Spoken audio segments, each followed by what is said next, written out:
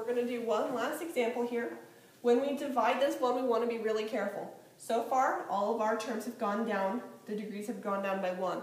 But this one is missing. Notice it's missing a quadratic term.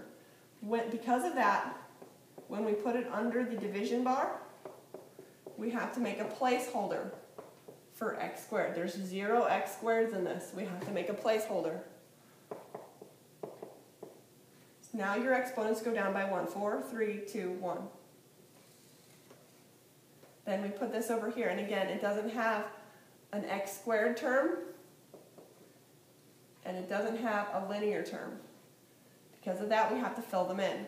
So this is going to be x cubed plus 0x squared plus 0x minus 1. Let's write that a little bit better.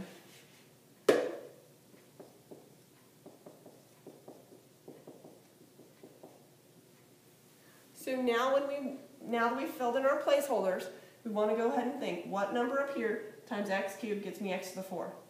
Well, just 1x. X times x cubed gives me x to the 4th.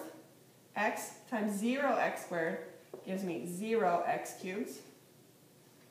X times this gives me 0x squared.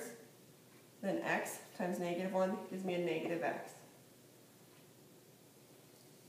Now that I have all of that, I want to go ahead and subtract everything, so I change all my signs.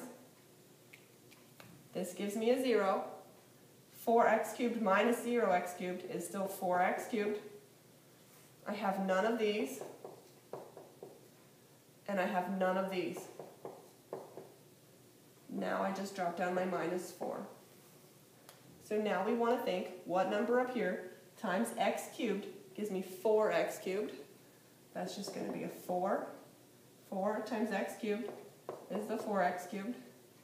4 times this is going to give me 0 x squareds.